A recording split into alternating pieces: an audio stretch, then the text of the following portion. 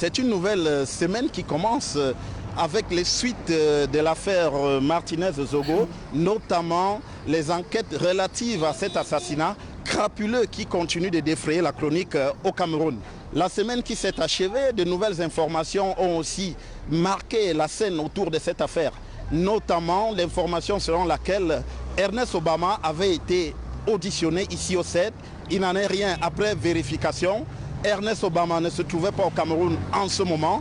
Il a quitté le Cameroun au moins le mercredi et il faut 72 heures entre le Cameroun et la Nouvelle-Zélande pour donc effectuer ce voyage. Ce qu'on sait aussi en revanche, c'est que de nouvelles informations ont été mises sur la table, notamment par le colonel Raymond Thomas Etundinsoué, qui est passé à table après avoir obtenu des garanties de sécurité, notamment pour sa famille. Il a donc corroboré point par point les affirmations du colonel Justin Danoué sur les circonstances de cet assassinat le 17 janvier dernier. On a également appris que le président de la République aurait donné son accord pour une audition des ministres Laurent Esso et Louis-Paul Motazé pour que cette enquête puisse aller de l'avant. Effectivement, les enquêteurs autour de l'affaire Martinez-Zogo avaient adressé cette demande depuis quelques jours et sur ce point, seul le chef de l'État pouvait donner cette autorisation et c'est bien le cas maintenant selon nos informations et l'affaire devrait donc pouvoir repartir de plus belle après cette journée où, comme on a vu, et ces signes-là ne sont pas trompeurs, le portail du groupement territorial de la gendarmerie est resté ouvert toute la journée, ce qui veut dire que les mises en cause n'y sont pas venus, ils sont donc restés dans leur cellule toute la journée et maintenant c'est la suite de l'enquête avec ces auditions qui sont annoncées qui vont indiquer le chemin qu'on prend. C'est donc un nouveau rebondissement sur cette enquête relative à l'affaire de l'assassinat de Martinez-Zogo. Et les jours qui viennent diront davantage sur cette affaire qui tient en haleine toute la République du Cameroun. Devant le CED, pour Equinox Télévision, Joël Essengue, Guy Zogo. Bonjour les enfants, debout, debout. C'est papa. Bienvenue dans notre premier podcast de la journée les enfants, bienvenue à la clinique. Bienvenue dans le 8 heures de la clinique. On va commencer par toujours remercier le groupe Equinox Télévision, le journaliste Guy Zogo, toute la rédaction d'Equinox pour le travail que vous faites, le travail de veille que vous faites dans le cadre de cet assassinat de Martinez-Zogo, la soif de justice que vous représentez. Je trouve que c'est parfait. Merci à toi Guy Zogo d'être toujours aussi présent. Mesdames, Mesdemoiselles, Messieurs, vous constatez donc que ceux qui parlaient par exemple que le Zomlo peut être innocent, mais non. Même son beau-père, Guy Zogo vient de dire, le beau-père du Zomlo corrobore exactement les dits du colonel Danoué et il demande la protection pour sa famille. Ça, c'est d'abord l'une des informations importantes. C'est que le beau-père du Zomlo s'est retourné contre le Zomlo, le père de Mélissa Amougou. Ça veut dire que la famille Amougou est foutue en l'air. C'est explosé. Il n'y a plus rien là-dedans. Ça veut dire qu'il va maintenant avoir une bagarre même dehors. Peut-être que la famille Amougou va même partir expulser Mélissa Amougou de la maison.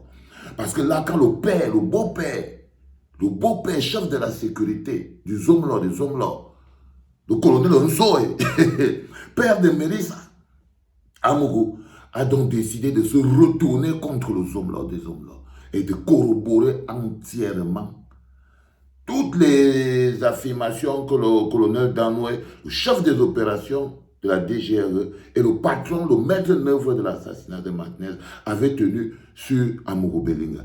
Et il faut donc savoir que si le colonel Nsoé corrobore les dits de Danoué, ça veut dire que celui qu'on appelle Laurent Esso, comme on vous dit toujours, n'a plus sa place à la tête du ministère de la Justice. Ça veut dire qu'il est complice. Ça veut dire qu'il est le donneur d'ordre. Ça veut dire que la journée d'aujourd'hui, ça ne devrait même pas passer sans qu'on l'arrête. Parce que dans tout ce que le colonel Danoué a dit, il y avait que ils ont passé un coup de fil au garde des Sceaux. Et le garde des Sceaux a trouvé son nom de baptême. Finissez le travail. Donc il faut savoir, première information directe que Guy Zogo nous donne et qui, après analyse, fait sens. Après analyse, fait sens. Deuxième information, directe encore les enfants. Deuxième information directe qui doit nous permettre de garder le rythme et tout, c'est que Pomba est dans ce dossier comme un vampire. C'est-à-dire que là maintenant, Guy Zogo nous confirme. Nous confirme. Je vous ai dit tout que moi, je suis à 1000 km. Quand quelqu'un donne des informations à partir de devant le CED, quand je prends toutes les informations et que j'ai besoin d'une information pour pouvoir fabriquer une arme de communication puissante, je préfère prendre l'information de la personne qui est placée devant le CED. Parce qu'à 8000 km, c'est important, mais toutes les informations sont importantes. Donc, Guy Zogo nous donne encore une autre information importante. C'est que ça faisait un moment que les policiers avaient demandé à Pomba d'auditionner Lorenzo et d'auditionner le Paul Motazé. Le fameux camp d'en face dont nous parle Valère Bessala. Le fameux camp Boulou. Le fameux camp qui était devenu tellement puissant que même Pomba avait déjà peur. Le fameux camp qui avait déjà infiltré les communications, la police, qui contrôlait déjà les prisons, qui contrôlait déjà la justice. Parce que Valère Bessala nous explique que l'un des mécanismes importants que Pomba a découvert, c'est que le fameux camp d'en face, qui est censé être le camp Boulou, et si on traduit encore en langage de bavardage et tout, ça veut dire que, on dit souvent que parfois le gars s'est retourné contre son village. Il s'est retourné contre son village. Ça veut dire que le fameux camp d'en face était déjà sous le viseur de Pomba depuis. Donc, la police et la DG avaient écrit déjà un papier. Depuis, par exemple, on est là, on dit qu'il faut que le... C'est pour ça qu'on vous dit que laissez-nous mettre nos pressions. Parce que nous, on sait ce qui se passe. On analyse bien, pas qu'on sait. On analyse. Même les fausses informations qui viennent sur Internet nous permettent d'avoir la bonne information. Ça nous permet de démêler le vrai du faux. Je vais revenir dessus, Guy Zogo, tout à l'heure, par rapport à la précision de ton information de première nécessité au départ. Donc, Pomba a décidé que non. Les gars avaient dit qu'on veut auditionner et Pomba est en train de réfléchir. Et Pomba est en train de réfléchir. Et vous avez vu, comme d'habitude, il attend un événement qui va l'amener en Vomeka. Parce que je vous ai dit que Pomba, c'est le plus gros lâche de ce gouvernement. On va analyser la photo de son anniversaire. Vous allez me prouver si la momie que je vois marcher là comme ça, là, avec si les jouisseurs que je vois là sont si dangereux que ça. Vous allez m'expliquer si le bonhomme jouisseur avec l'autre qui buvait de Pétrus, qu'on appelle Vonoyolo, qui était placé devant lui là, vous allez m'expliquer à quel point ils sont dangereux. Mais ce n'est pas important, restons concentrés d'abord sur la première partie, parce que le premier podcast de ce matin, c'est la première partie. Ça aura une deuxième partie très rapidement vers 9h. Donc, là, on a donc cette information fondamentale et importante pour nous à le comprendre. Pomba a finalement eu tous les éléments nécessaires pour demander qu'il soit auditionné. Le fameux camp dont parle Valère Bessala, le camp Boulou. Et derrière ce camp Boulou, Valère Bessala nous expliquait donc que ce camp Boulou-là était devenu tellement puissant que Pomba est devenu en insécurité. Il s'est servi de l'autre clan, qui est le clan Nanga. C'est Valère Bessala qui dit. Il s'est servi de l'autre clan, qui est le clan Nanga. Il a renforcé le clan Nanga. Il lui a donné les possibilités. Donc, il a renforcé Ngongo. Il faut comprendre. Parce que le clan, ce n'est pas comme si c'est le vent. Donc, Pomba a donc renforcé Ngongo et toutes ses équipes, dont les Galax et Toga, les machins, il les a tous renforcés pour qu'eux, ils affrontent bien le clan d'en face, pour qu'il fatigue bien le clan d'en face, pour qu'il lui donne la possibilité. Et il a dit quelque chose encore d'important, Valère Bessala. Il a dit que Pomba, quand il lutte dans ses bagarres, quand il se bagarre contre quelqu'un, il n'utilise jamais sa propre énergie. Ça veut dire que Pomba est en train d'utiliser l'énergie, mais donc Pomba en bagarre contre le réseau puissant, donc des Motazé, des Laurent Esso et des autres. Donc, comme ils sont devenus tellement puissants, donc Pomba aurait renforcé Ngongo pour que Ngongo mène la bagarre contre les Motazé. Et lui, il gagne la bagarre contre les Motazé parce que lui, il sait déjà qu'il peut écraser le camp de Ngongo comme ça facilement. Donc, il n'a pas besoin. Oui, les gars, les mots de tête. Les mots de tête. Les mots de tête, les gars. C'est-à-dire que pour essayer de démêler tout ça, parfois on fait 10 cloisements dans la clinique. 10 cloisements dans la clinique. Donc, cette semaine qui commence ici, si on comprend bien, cette semaine qui commence ici, devrait minimalement se solder par la démission et l'arrestation de Laurent Esso. Minimalement. La démission et l'arrestation de Moutazé. Minimalement. Et si on continue dans la même logique, il y a les gens comme les Mbargangele qui doivent être aussi auditionnés et peut-être mis à la disposition de la justice. De la justice. Donc, vous voyez donc que Pomba a transformé le pays en un Far West. Voilà, dans tous les pays normaux, les gens font les élections. On passe maire, on passe député, on passe ceci. Quand on vous dit, donc, regardez, on a l'impression qu'on est en prison, on a l'impression qu'on est dans un film de la mafia. Regardez, donc on a fini de parler comme ça. Est-ce que vous croyez que ça fonctionne comme ça dans un pays? C'est parce que le bonhomme, la principale institution, est le pire gangster que le Cameroun n'ait jamais porté. C'est parce que le responsable, celui qui a fabriqué les vipères, les gangsters, il se sert de nous maintenant dans les règlements de compte. L'homme le plus méchant de cette histoire. Mais vous dites que si quelqu'un ne peut pas enlever le sang de Martinez sur ses mains, c'est Pomba. Si quelqu'un, on te dit que les gars étaient au courant depuis 6 mois, ils ont organisé à la présidence, ils ont organisé l'opinion publique, ils ont organisé tout, et ils ont sacrifié Martinez. Comme je vous dis toujours, évitez d'être la chèvre du sacrifice. Je dis toujours ici à la clinique que dans chaque moment de sorcellerie et d'exorcisme et de tout ça, faites très attention à ne pas être la chèvre du sacrifice. Dans cette grosse opération que vous voyez donc qui existe derrière, Martinez était un dommage collatéral, la chèvre du sacrifice. Mais il n'avait pas prévu que le peuple n'allait pas avaler cette fois-ci. Parce que le peuple avale toujours.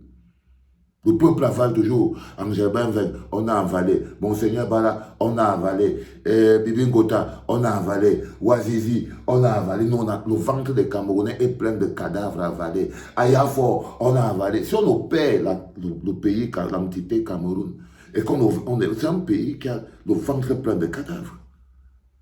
Vous croyez que la malchance, le karma, toute la décrépitude, c'est quoi? Un pays qui a le cœur rempli de cadavres.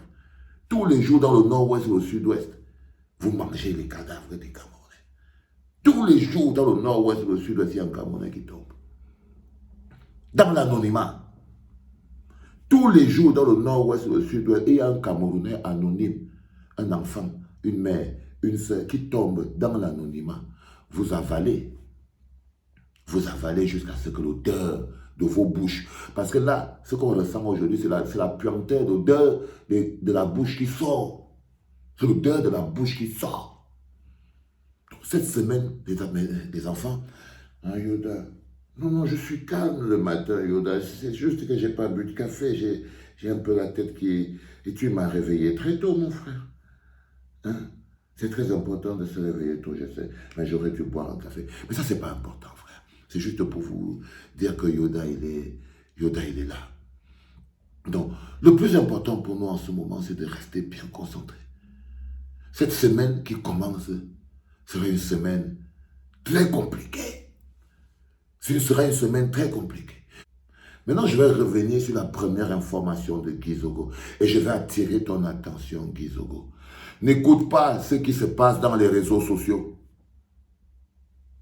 N'écoute pas ce qui se passe dans les réseaux sociaux, Guy Zogo. Tu nous donnes ton information. Dans les réseaux sociaux, on prêche le faux pour avoir le vrai. Tu nous donnes juste ton information. Et c'est pour ça qu'on a plus confiance aux informations de Guy Zogo qui est placé devant le CED. On n'a pas l'objectif que nous voulons atteindre, nous, c'est justice pour Martinez. On n'a pas envie de montrer que soit Ernest Obama était au CED ou pas. Et Obama, il est content, Obama. T'inquiète pas, Ernest Obama.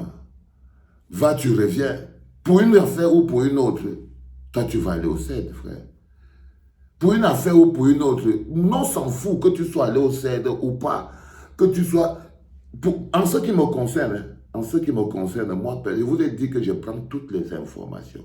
Quand il faut prêcher, je prends j'analyse l'information qui peut me faire fabriquer l'arme dont j'ai besoin pour faire trembler le régime. Cette information circule. Ne tombe pas dans le piège des sous-entendus et des non-dits, Guizoro. Les Camerounais, c'est des gens très perspicaces. Ils savent chercher les faux problèmes là où il n'y a pas. Ils sont toujours en train de chercher la distraction pour disparaître. Donc, tu vas te retrouver dans une espèce de clash bizarre alors que toi, tu dois être à l'abri en train de nous donner toutes les informations. Ne viens pas essayer de contredire les gens sur les réseaux sociaux, hermano. Je ne te mens pas. Sinon, trouvez quelqu'un d'autre pour faire ça. Mais toi, reste concentré sur la vraie information. Ne pas te mettre encore en clash avec quelqu'un pour que ta source d'information commence à être aussi discutable. Donc, laisse-nous avec le pungamel des réseaux sociaux. OK?